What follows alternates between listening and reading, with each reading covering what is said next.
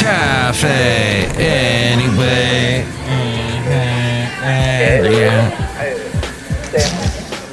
Mike's Daily Podcast. FF episode 2663. I'm your host, Mike Matthews. What's wrong with me? Mike's Daily Podcast. Hey, Mike is gonna sing a song. Here he is now. He's singing a song to you, and here's the sound of a cow. Moo. That's the sound that a cow makes when he's trying to make the flour whiskey sour. Mike's Daily Podcast. It's National Whiskey Sour Day if you're listening to this on August 25th. That's right, good for you. Mike's And your Daily Whiskey Sour Day. Podcast. I've never had one of those. Yeah. What's wrong with me? I've never had a whiskey sour. It's also National Banana Split Day. National Kiss and Make Up Day. Oh, if we could only always just kiss and make up in this world where a lot of making up does not happen. Make up. Making out is something different. It's not National Making Out Day, but it reminded me when I had I was going mad. I had a Mad magazine collection, huge Mad magazine collection when I was a kid. And all those, I think, got thrown out when we moved from the San Fernando Valley up to Oxnard. And it's a sacrifice I'm willing to make. It was a good move. I hated the San Fernando Valley. Sorry for all you showbiz folks that might be listening, all half a percentage of you. But yes, I hated the San Fernando Valley. So hot. But every single TV show gets filmed there. All the movies you've seen, everything going back in time. But there was a song, there was a record that was... And here's today's podcast picture. I don't have a picture of this. I should show, if I did, this would be awesome, but you could probably look it up and find it. Mad Magazine, they had a record inside of the magazine. It was a flimsy, papery record, but it was this vinyl. I don't know if it really was vinyl. I don't think it could have been, but you could take it, cut it out of the magazine, stick it on your turntable and listen to it. And the song was called Making Out.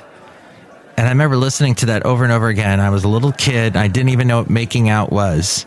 But the late great Basil the Boxer, he probably doesn't remember records. I don't think I may have shown him a record once or two. He certainly saw the CDs I had and cassettes. But yes, that is what today. Now maybe you're off in the future and you're listening on the 26th. It is National Cherry Popsicle Day because they are delicious this time of year when it's hot. And it's also National Got Checked Day. You got checked. National Women's Equality Day too. And so there we go. Let's hear it for equality. Woo! You know, I mean, people get stuck on stupid. You know what I mean? All right. I really sold that, didn't I? I really had nothing to say, did I? My mom was a strong, independent woman, raised me on her own. And that's about all I can say about that. But yes, this show is not really about Women's Equality Day, but you should celebrate it in some way. Be equal. Show equal kindness to everyone. I know that's not even what the day is about, but still, read a history book. There you go. We'll all read some women's history books together.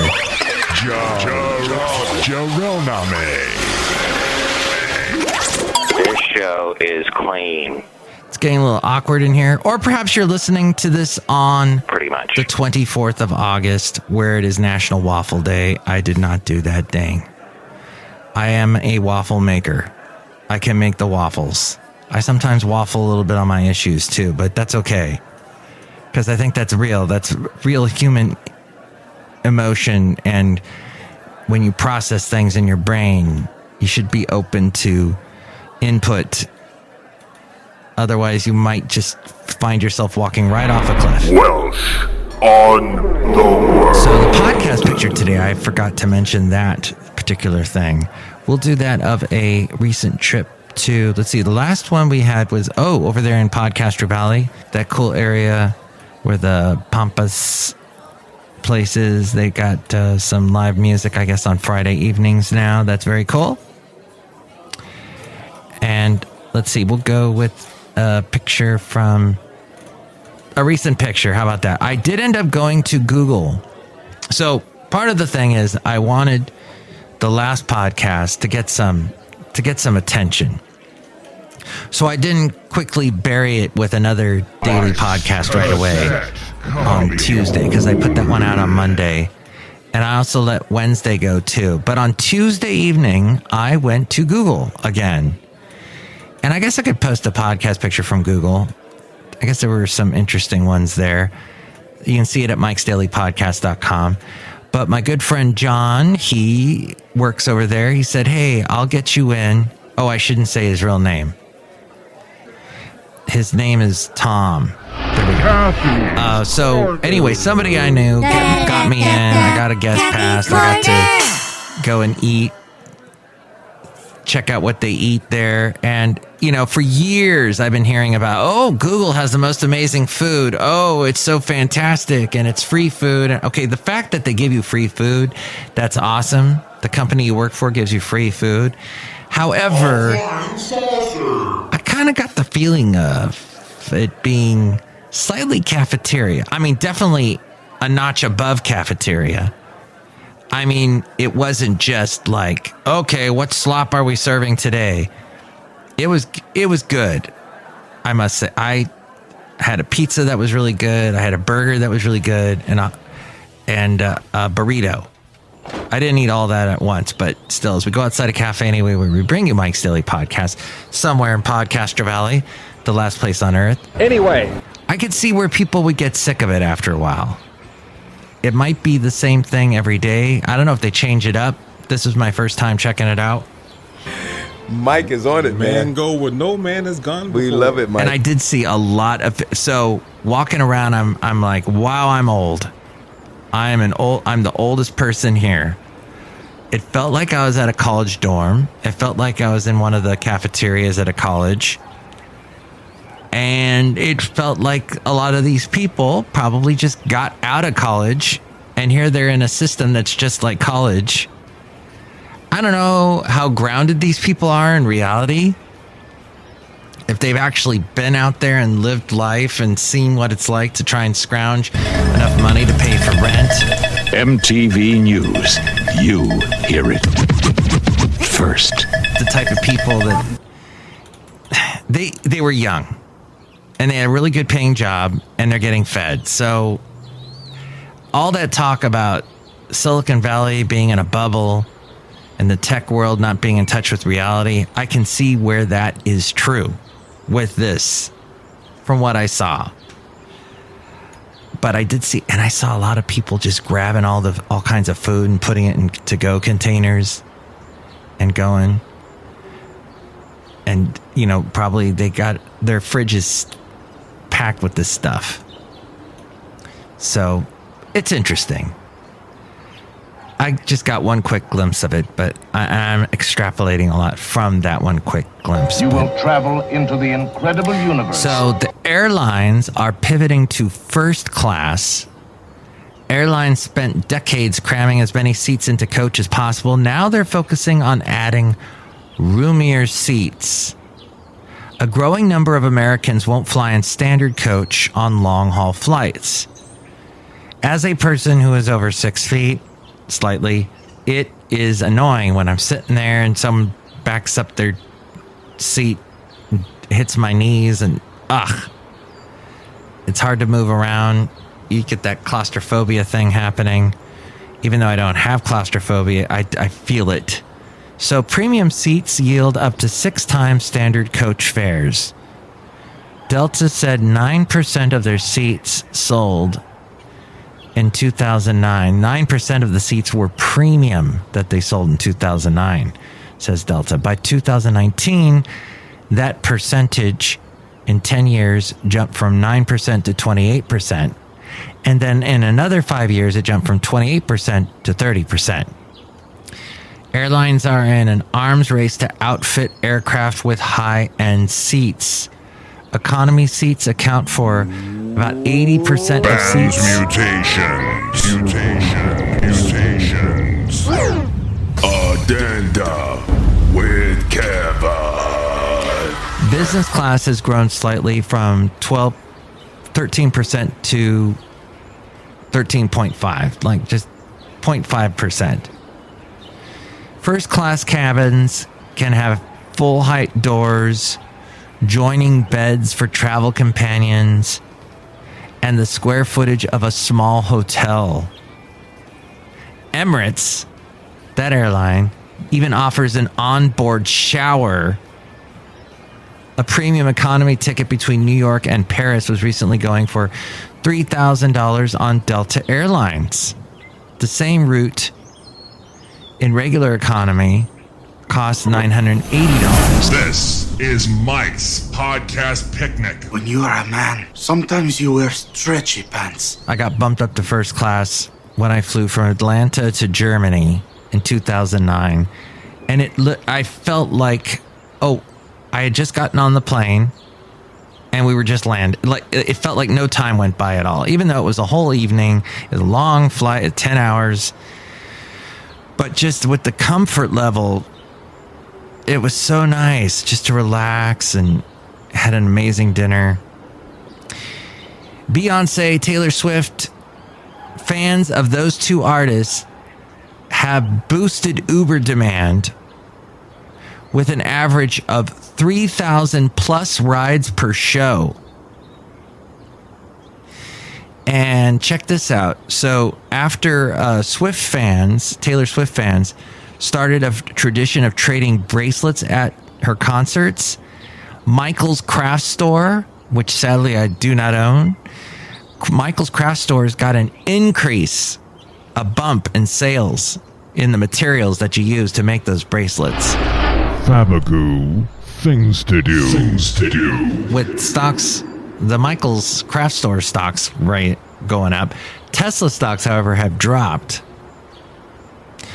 because they have announced China price cuts. The company had been pushed to undercut competitors in China aggressively to gain market share, and they're suffering with their stocks. I'm also hearing that Elon Musk of Tesla, aside from the whole thing of what are we going to call now that Tesla is X, we can't call them tweets anymore. What are they going to be called?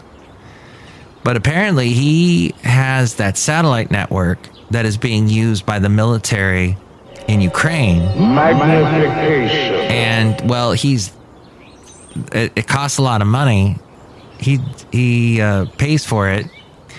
And because he's not getting any money from the U.S. government for it, he's started to turn off part of that internet, which is causing Ukraine possibly to lose the war if this continues. Magnification. So the Pentagon has had to basically pay Elon Musk to keep it going, or is in the process of trying to pay him. This is something I heard on Fresh Air tonight as I was driving home and dealing with people that make left turns where there's clearly a sign that says no left turns. They're making a left turn, and by doing so, they stop and they wait for the traffic to go by so they can make the left turn. Well, meanwhile, the traffic behind them has stopped and it's being pushed back and creating all kinds of problems. We get that all the time in the Bay Area where people don't care, and where people are delivering stuff in the delivery trucks and they just stop in the middle of a 2-lane road. They'll stop and block all traffic. And, you can just go into oncoming traffic. Just go in the oncoming traffic lane and get around me. No problem there, right? No. That's another problem with living in the Bay Area, is these people live in a bubble and are not very considerate.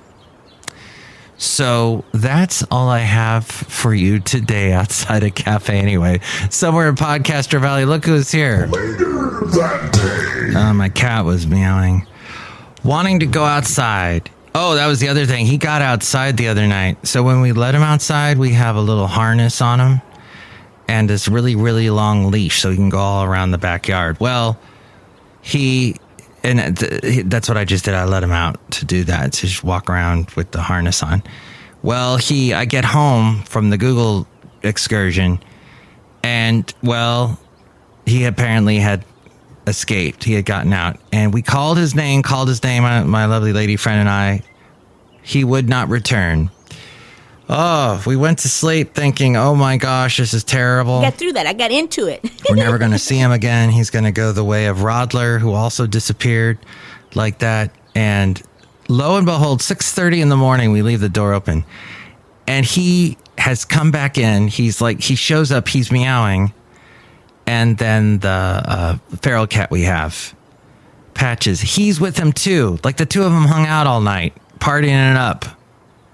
The domesticated cat and the feral cat, so they're best buds. If anything happened to Patches, I'd be like, oh no, poor Rocky. He's not gonna like it. He's gonna grieve. It's gonna be sad. Look who's here. Hi, Mike. It's Benita the rodeo queen. How y'all doing at my horse Dilly? It's a Disgruntled Fiddle Player. Tell you what. What? Nearly is not a feral horse. Just want you to know. I think you're a feral cat.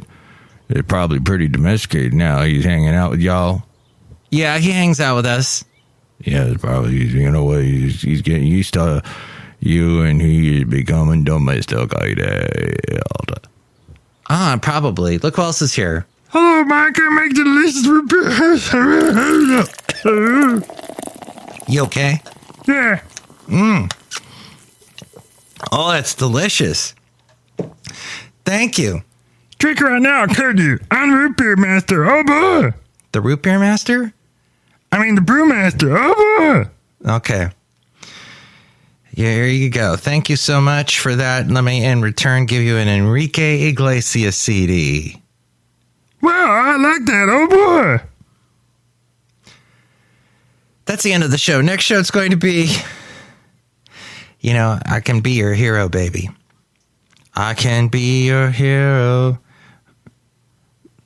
Baby. Isn't that how it goes? Something like that? Oh. The Royal Trump Tweet Decree. The way we ended today's show is a little awkward, I know. A little off. I know the last podcast with Bluephoria was really cool, but now we're going to just end it like this. Talking about Enrique Iglesias, and hopefully, we'll get all lovely lady friends making noise. I got to wrap up the show. Next show, it'll be the wonderful Madame Rootabega, Valentino, Bison Bentley. And if you would like to call in and chime in about anything we covered today, all that news I got from Rob Black, and I do his podcast, The Rob Black Show, you can call me 510-228-4640. I produce his podcast, so got some cool info from him about it. And with more ways to reach me, it's A-Frank. Mike's Daily Podcast is written and produced and performed by Mike Matthews. His podcast is super easy to find. Download or listen to his show and read his blog at MikesDailyPodcast.com. Email Mike now at MikesDailyPodcast@gmail.com. See you tomorrow. Bye.